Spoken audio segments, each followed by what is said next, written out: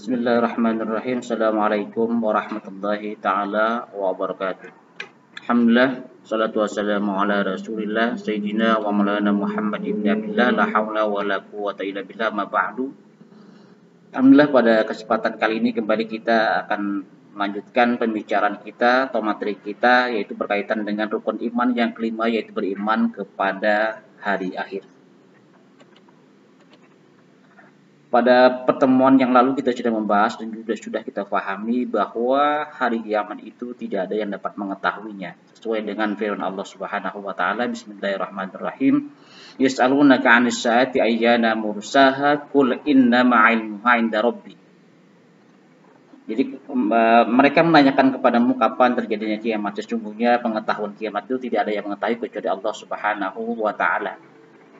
Nah, jelas bahwa kita pahami kiamat tidak ada yang dapat mengetahuinya. Kemudian kapan terjadinya hanya Allah Subhanahu wa taala yang mengetahuinya. Lalu bagaimana kiamat itu terjadi? Baik, sekarang akan kita coba untuk sedikit memahami bagaimana yang sudah dijelaskan di dalam Al-Qur'an dalam surah Al-Qari'ah. Bismillahirrahmanirrahim. Al-Qari'ah, mal Qari'ah wa ma adraka mal Qari'ah. Yauma yakunun nasu kal farashil mabsus wa takunu jibalu kal ahdil mambus. Di dalam surah Al-Qari'ah dijelaskan bahwa hari kiamat, apakah kiamat itu?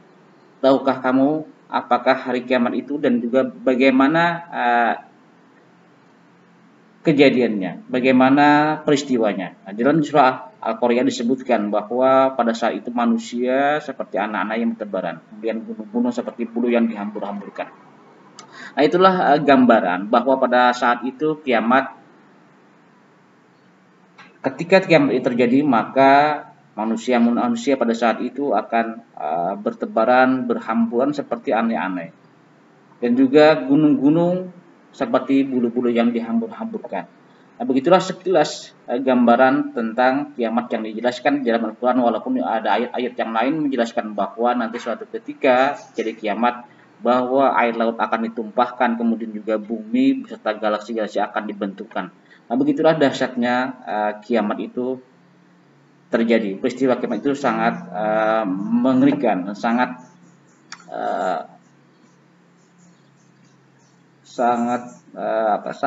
membuat kita merasa takut. Dan mudah-mudahan kita tidak menemui hal itu. Nah, itulah gambaran tentang kiamat yang dijelaskan di dalam Al-Quran.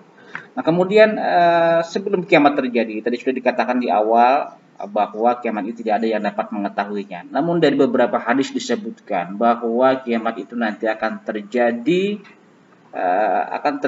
dengan ditandai oleh beberapa tanda.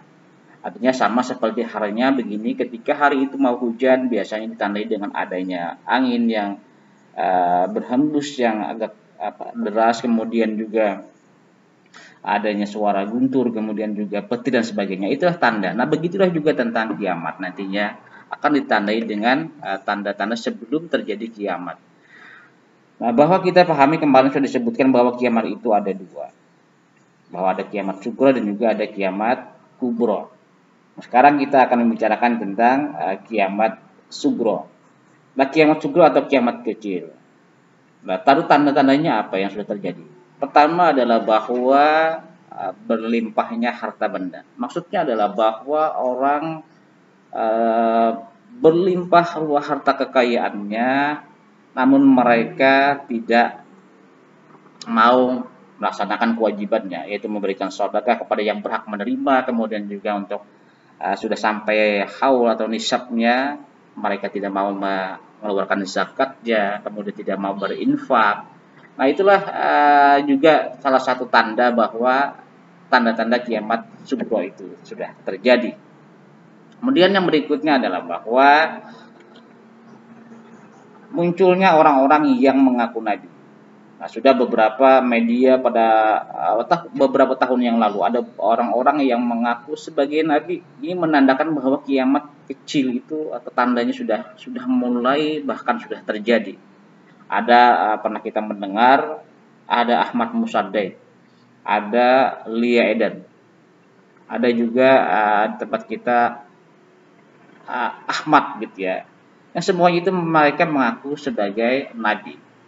Nah, ini menunjukkan bahwa itu adalah uh, kiamat kecil atau tandanya sudah mulai terjadi, bahkan sudah terjadi.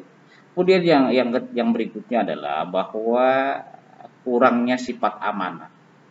Amanah itu adalah menyampaikan sesuatu sesuai dengan apa yang sebenarnya, apa adanya, pada yang berhak menerima pesan atau amanah itu.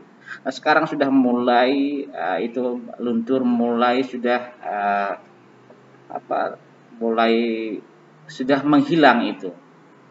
Contoh yang sangat sederhana adalah ketika misalnya begini, kalian sebagai pelajar, kemudian ketika belajar kalian dipesannya oleh orang tua bahwa kalian, nak, silahkan kalian belajar sekolah dengan sungguh-sungguh, dengan benar-benar ikuti pelajaran dengan baik apa yang nanti disampaikan di sekolah.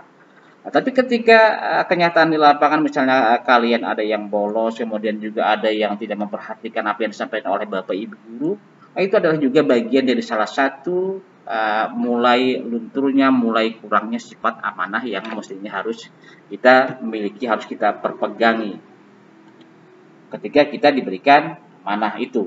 Kemudian yang berikutnya adalah banyaknya pejabat yang zalim. Nah, sekarang kita sudah melihat banyak di berita-berita media massa, baik pun media-media yang lainnya, media sosial, bahwa tidak sedikit para pejabat yang tertangkap akibat perbuatan mereka yang zalim. Jadi zalim itu adalah melakukan perbuatan yang melanggar nilai-nilai dan juga norma aturan, baik aturan agama, aturan positif ataupun aturan yang berlaku di sebuah negara. Nah, dapat kita lihat ada yang tertangkap mereka semuanya dipenjarakan. Nah, ini menunjukkan bahwa mereka itu melakukan sebuah kezaliman. Tidak sedikit itu.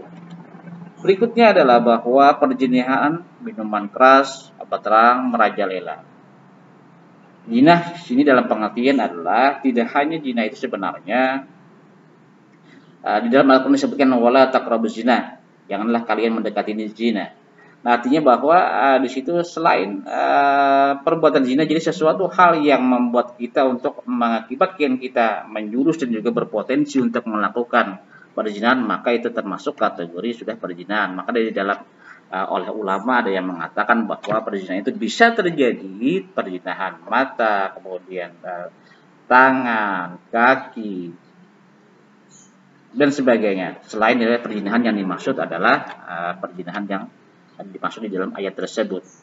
Nah, kemudian yang berikutnya minuman keras. Sekarang minuman keras sudah mulai bergeser menjadi sebuah tidak lagi minuman yang disebut dengan minuman keras, tapi ada juga sekarang ada yang namanya istilahnya itu ada oplosan dan sebagainya. Intinya apakah itu minuman keras, nanti apakah obat terlarang, intinya apabila sesuatu itu memabukkan, apakah namanya bukan minuman keras seperti dulu misalnya ada bir bintang, kemudian vodka dan sebagainya, maka itu termasuk bagian daripada minuman keras. Ukurannya adalah bahwa apabila memabukkan, maka itu termasuk kategori minuman keras. Apakah itu obat? Apakah berbentuk cair, apakah berbentuk padat, maka itu termasuk adalah minuman keras. Nah, kemudian yang berikutnya adalah tanda kiamat sugro, itu yang juga yang sudah terjadi adalah memperindah masjid tanpa memakmurkannya. Nah, kita melihat banyak atau ada bahwa di masyarakat kita terlihat mereka ramai-ramai membangun masjid, ramai-ramai memperindah, mempercantik dan sebagainya, tapi mereka tidak mengisinya. Mereka tidak memakmurkannya, mereka tidak mengisi dengan kegiatan-kegiatan yang termasuk kategori-kategori ibadah. Tapi mereka hanya semangat ketika membangun, semangat hanya ketika memperindah, tapi mereka tidak memakmurkan. Yang mestinya adalah bahwa kita dituntut untuk memakmurkan masjid, karena masjid adalah rumah Allah Subhanahu wa taala. Kemudian berlomba-lomba mendirikan bangunan. Nah, orang sekarang banyak kita melihat bangunan-bangunan di perkotaan atau di sekitar-sekitar tempat kita tinggal, orang ramai-ramai mendirikan bangunan, berlomba-lomba. Namun tidak berlomba-lomba untuk melakukan perbaikan, tapi malahan mereka berpamer-pamer ria dalam membangun bangunan tanpa mengindahkan atau menghiraukan sebenarnya ada hal-hal yang lebih layak untuk dilombakan, yaitu berlomba-lomba dalam hal memperbanyak kebaikan-kebaikan. Kemudian banyaknya pembunuhan. Nah sekarang sudah tidak jarang lagi kita mendengar berita dimanapun, tidak jarang 1, 2, 3 hari ada saja berita tentang pembunuhan. Nah ini menunjukkan juga bagian daripada tanda-tanda kiamat. Banyaknya kemusyrikan di kalangan umat Islam. Musyrik itu adalah menyekutukan sesuatu atau mensyirikatkan, menganggap ada kekuatan, menganggap ada sesuatu yang dipinta, menganggap sesuatu ada yang bisa untuk mengobati, membantu selain daripada Allah Subhanahu wa taala. Nah, maka dalam hal ini yang sangat penting bagi kita, karena apabila tergelincir dalam kemusyrikan ini akan berbahaya, maka kita akan tergolong termasuk orang-orang yang kafir.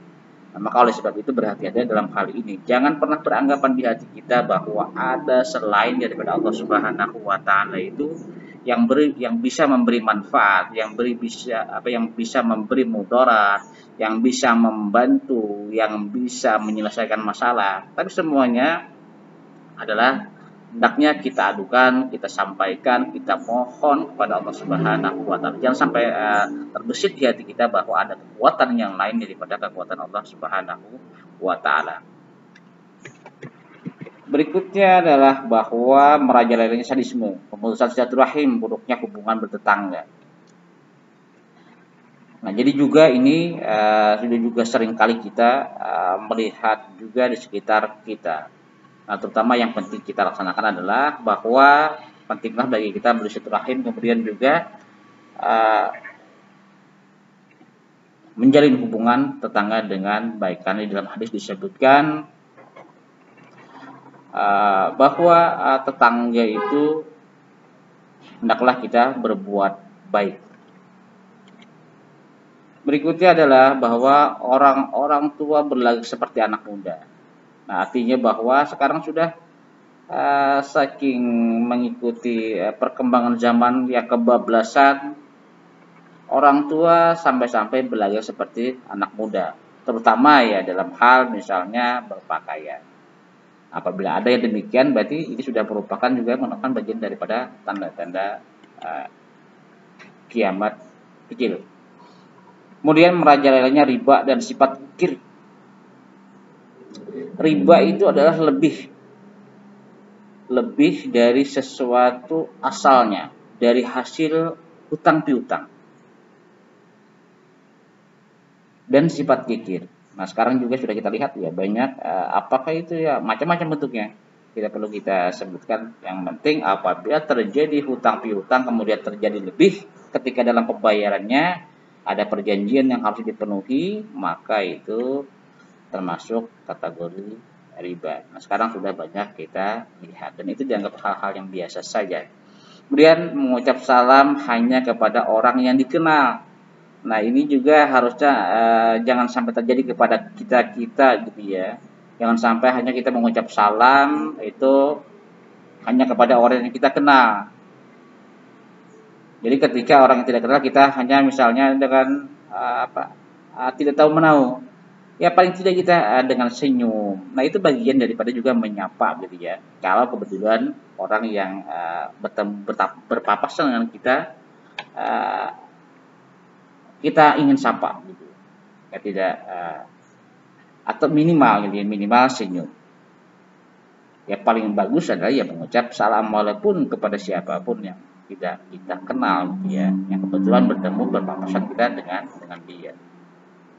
Nah berikutnya adalah wanita sudah berpakaian tapi seperti telanjang. Nah jadi berpakaian tapi seperti telanjang ini maksudnya adalah bahwa ketika dia memakai pakaian tapi seperti telanjang gitu, seperti mereka memakai pakaian yang ketat, nggak terlihat gitu ya, terlihat istilahnya itu bentuk daripada tubuhnya. Nah tubuh perempuan jelas sudah itu bagi aurat gitu ya, yang harus ditutupi dan juga ditutup dan jangan sampai juga kentat. Nah, ketika berpakaian walaupun alat tapi kentat juga ya akhirnya terlihat seperti telanjang, seperti tidak berpakaian karena terlihat bentuk daripada tubuhnya. Kemudian yang terakhir adalah banyaknya kebohongan dan informasi yang simpang siur. Bahasa sekarang adalah hoax. Coba kita lihat sekarang banyak tersebar, terdengar, terlihat di medsos, banyak hal-hal yang kadangkala orang tidak tahu kebenarannya, belum tahu sumbernya, tidak tahu kepastiannya, sudah berani untuk menyampaikan informasi-informasi yang tidak bertanggung jawab. Padahal ketika kita menyampaikan informasi yang tidak tahu sumbernya, kemudian tidak tahu kebenarannya, kemudian juga belum tahu asal-usulnya, maka itu akan menimbulkan risiko. Kalau sesuatu informasi yang tidak baik, itu ada dua kemungkinan. Bisa akan menjadi fitnah kalau itu tidak benar. Kemudian yang kedua akan menjadi ghibah kalau sesuatu itu benar. Nah, jadi intinya adalah bahwa jangan sampai kita, terutama kita kalian juga sebagai pelajar, hendaknya jangan menyampaikan informasi-informasi yang belum tahu kebenarannya. Apalagi sifatnya informasi itu informasi tentang kekurangan, tentang kejelekan, tentang keaiban seseorang, maka jangan sampai kita menyebarkannya. Itu akan menimbulkan risiko. Belum lagi risiko kena undang-undang ITE dan sebagainya. Artinya yang jelas bahwa jangan sampai kita memberikan informasi-informasi yang tidak benar, yang belum tentu kebenarannya, belum tahu sumbernya. Nah, baik, sekarang kita lanjutkan.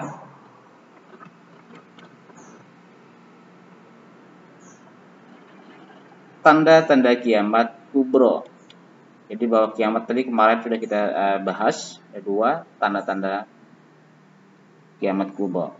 Pertama adalah bahwa sebelum kiamat itu terjadi, maka kiamat akan dimulai dan ditandai oleh beberapa kejadian, beberapa peristiwa.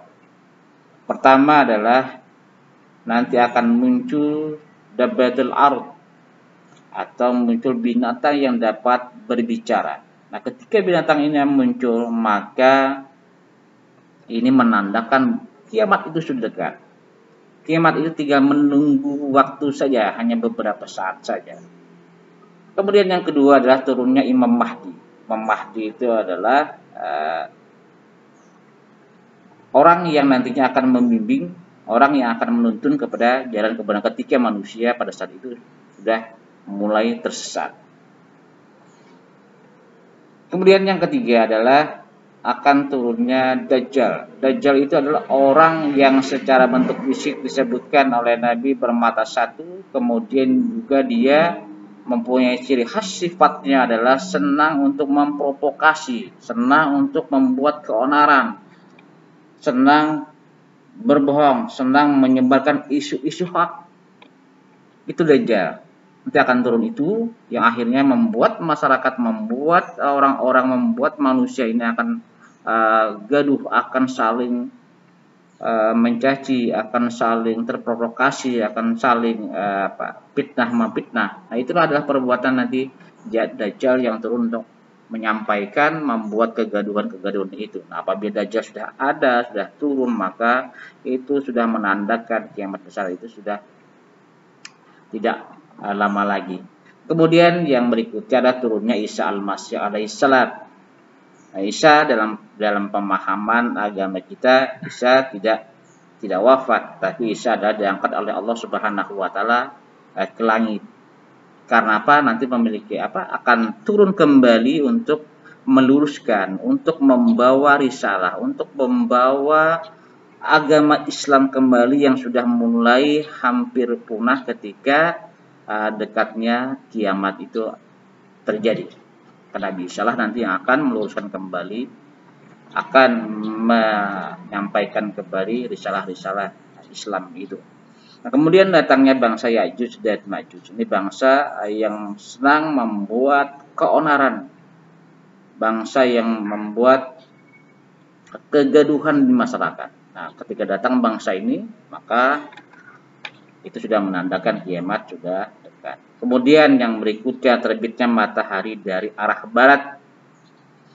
Nah, selama ini matahari terbit sudah kita ketahui bersama terbit dari timur. Apabila terjadi dari barat, maka itu sudah siap-siap saja kita untuk menunggu waktu saja akan terjadinya kiamat. Kemudian lenyapnya Al-Quran dari hati manusia.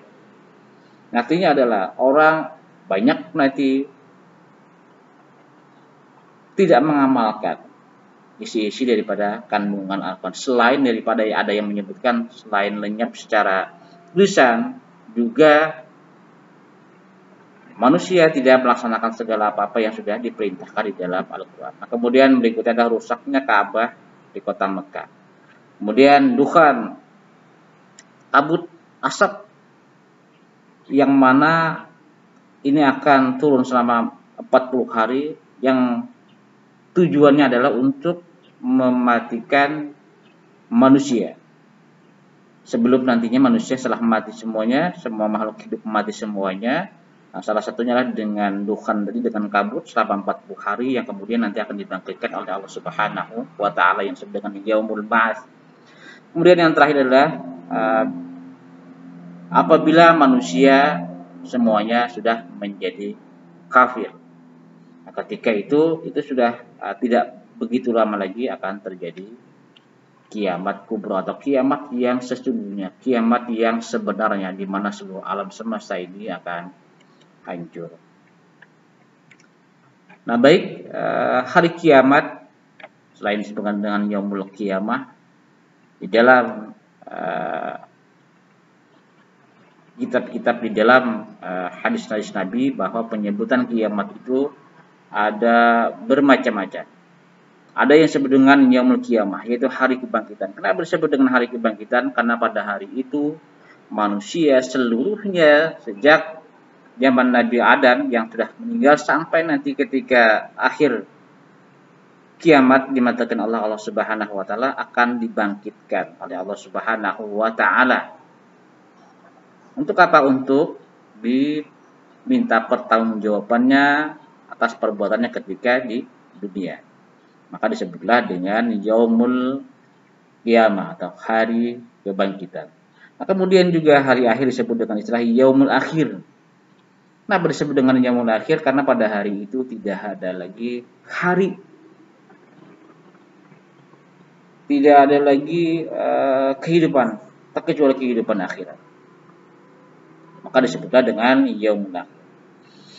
Kemudian hari akhir disebut dengan juga yaumul fasl atau yaumul fasli atau hari keputusan. Kenapa disebut dengan hari keputusan? Karena pada hari itu semua manusia, bangsa jin akan diputuskan, akan ditetapkan apakah dia masuk ke dalam surga atau ke dalam neraka sebagai bentuk pertanggungjawabannya atas perbuatannya ketika hidup di dunia. Berikutnya disebut dengan yaumul fatah, yaumul fat, hari pengadilan. Allah di situ melakukan pengadilannya, melakukan perhitungan, melakukan peradilan kepada seluruh makhluk, akan memberikan keadilan kepada makhluknya. Bagi mereka yang banyak melakukan kebaikan akan diberikan balasan surga atau kebaikan. Bagi mereka yang banyak melakukan kejahatan, maksiat, maka mereka akan dibalas dengan perbuatan atas perbuatan maksiat tadi dengan dimasukkan ke dalam api neraka. Nah, maka itulah bentuk daripada pengadilan Tuhan. Berikutnya disebut dengan yaumul jami' atau hari berkumpul. Karena pada hari itu Allah Subhanahu wa taala, kita semuanya juga akan dikumpulkan oleh Allah Subhanahu wa taala yang pernah dihidupkan Allah di dunia ini. Kemudian sejak zaman Nabi Adam sampai nanti hari akhir, maka kita akan dikumpulkan dalam satu tempat. Maka disebutkan dengan hari pengumpulan. Kemudian juga bahwa hari akhir itu disebut dengan yaumul hisab, hari perhitungan. Karena apa? Karena pada hari itu ada sesi atau ada perhitungan yang dilakukan oleh Allah Subhanahu wa taala kepada seluruh makhluknya. Apakah dia banyak melakukan kebaikan? Apakah dia banyak melakukan kejahatan? Maka dihitunglah pada hari itu manusia akan dipanggil satu persatu, akan dihitung mana yang lebih banyak. Berikutnya adalah yaumut talak, hari perpisahan. Karena memang hari itu adalah hari berpisahnya antara kehidupan dunia dan alam dunia dan juga alam barzakh. Kita memasuki ke alam akhirat. Kita semuanya berpisah, masuk ke alam akhirat. Kemudian hari akhir disebut dengan juga yaumul khurud, atau hari kekekalan. Karena hari akhir tidak ada batas kapan akan berakhirnya, kekal selamanya, akan abadi. Maka disebutlah dengan hari kekekalan. Kemudian hari akhir juga disebut dengan yaumul ba'ats, atau hari kebangkitan. Kenapa disebut dengan hari kebangkitan? Karena ketika sebelum kita akan dikumpulkan, kemudian dihisab, maka kita disebutkan tadi bahwa semua makhluk hidup akan dimatikan.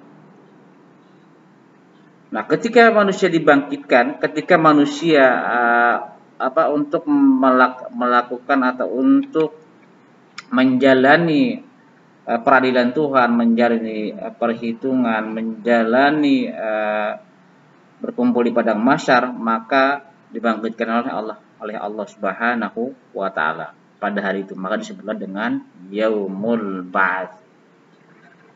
Nah, kemudian yang berikutnya adalah bahwa hari akhir itu disebut dengan yaumut sanad,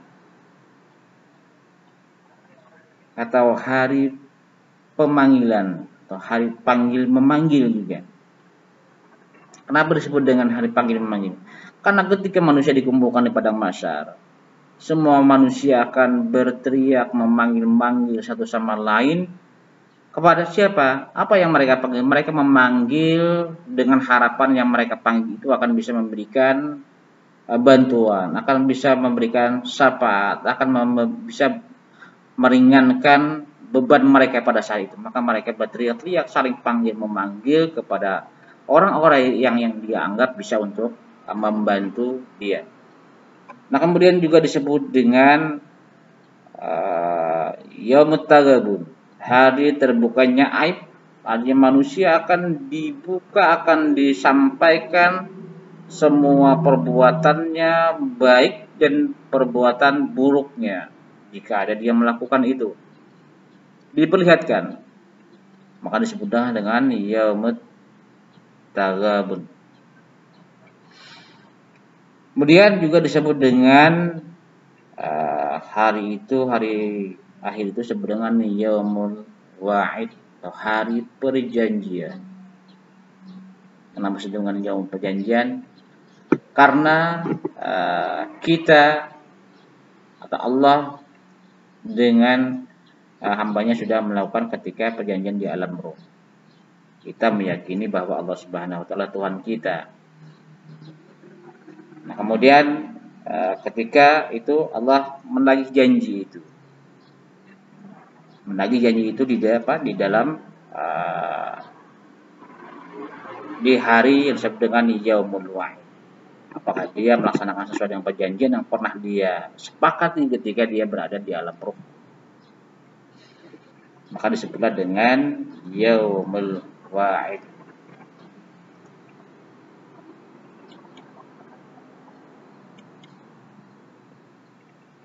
Nah, itulah nama-nama daripada nama lain daripada hari akhir.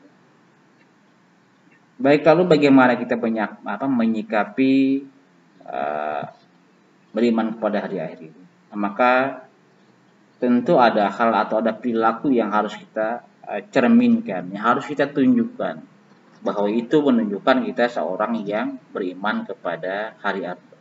Apa yang harus kita kerjakan? Pertama, bahwa perilaku yang dikatakan atau menunjukkan cerminan kita beriman kepada hari akhir adalah yaitu meyakini dalam hati kita bahwa beriman pada hari akhir adalah kewajiban setiap muslim. Ini yang pertama. Jadi bahwa kita tanamkan, kita pegang, kita tetapkan di dalam hati kita bahwa meyakini hari akhir itu adalah sebuah kewajiban. Karena ketika kita tidak meyakini hari akhir itu adalah sebuah peristiwa yang tidak akan terjadi, maka keimanan kita ditangguhkan. Artinya bahwa keimanan kita tidak sempurna, tidak benar. Maka oleh sebab itu, setiap muslim wajib meyakini bahwa hari akhir itu pasti akan terjadi. Kemudian yang kedua adalah memperbanyak ibadah dan bertaubat. Ibadah adalah sesuatu yang kita perbuat yang ketika kita mengerjakannya akan menjadikan mendapatkan balasan, yaitu pahala. Nah, maka hendaklah kita seyogianya untuk melakukan ibadah, memperbanyak kebaikan-kebaikan sebagai bentuk perwujudan kita. Itu menunjukkan bahwa kita yakin nanti akan mendapatkan balasan, akan mendapatkan pertanggungjawaban pada hari akhir nantinya. Kemudian yang berikutnya adalah menanamkan keyakinan bahwa di dunia ini tidak ada yang abadi. Nah, jadi bahwa dunia adalah sementara, sifatnya tidak selamanya. Bahwa yang abadi adalah kehidupan akhirat. Itu harus kita tanamkan di dalam hati. Kemudian yang berikutnya adalah memperbanyak zikir kepada Allah Subhanahu wa taala. Itu banyak mengingat kepada Allah Subhanahu wa taala dalam berbagai bentuk. Dalam berbagai aktivitas kita. Hendaklah kita senantiasa menghubungkan segala aktivitas kita itu kepada Allah Subhanahu wa taala dalam hal apapun, sehingga semua apa yang nantinya kita kerjakan, yang kita perbuat menjadi bernilai ibadah. Innamal a'malu binniyat wa innamal likulli imrin man nawa. Artinya bahwa sesungguhnya perbuatan itu tergantung kepada niatnya, sehingga apapun yang kita kerjakan dengan selalu kita sandarkan kepada Allah, dengan selalu mengingat kepada Allah, maka itu akan menjadi sebuah ibadah sekalipun perbuatan adalah perbuatan yang ubah. Misalnya seperti makan, kita berjalan, kita bermuamalah, misalnya melakukan jual beli dan sebagainya. Tapi ketika kita niatkan untuk mendekatkan atau kita ingat kepada Allah Subhanahu wa taala, itu adalah bagian daripada anugerah dan juga nikmatnya, maka akan dinilai dan juga dicatat sebagai sebuah ibadah.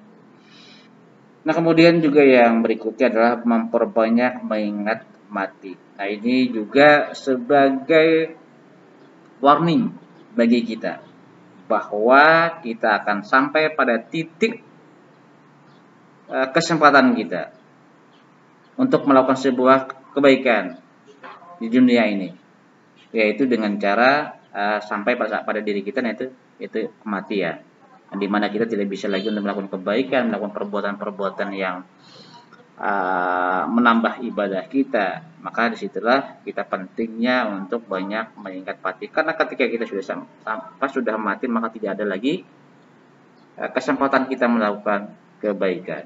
Nah, maka oleh sebab itu hendaklah banyak mengingat kematian ini dengan harapan bahwa kita nantinya akan meninggal. Sehingga kita di dalam melakukan segala aktivitas, segala perbuatan, segala apapun di dunia ini, kita akan mengingat bahwa nantinya akan dipertanggungjawabkan, akan dihitung, akan dihisab, dan juga kita akan mati. Lalu kita melakukan perbuatan itu penuh dengan pertimbangan, penuh dengan pemikiran, penuh dengan perenungan. Nah, sehingga kita akan melakukan perbuatan-perbuatan yang baik. Kemudian yang berikutnya, yang terakhir adalah menjaga diri dari perbuatan maksiat dan dosa. Maksiat itu adalah segala sesuatu yang apabila dikerjakan merugikan orang lain, merugikan diri sendiri, menghasilkan dosa, bertentangan dengan syariat, maka itu adalah maksiat, perbuatan maksiat. Nah, maka ketika kita menghindari perbuatan-perbuatan maksiat itu dan dosa, maka itu juga menunjukkan bahwa kita memiliki perilaku beriman kepada hari akhir.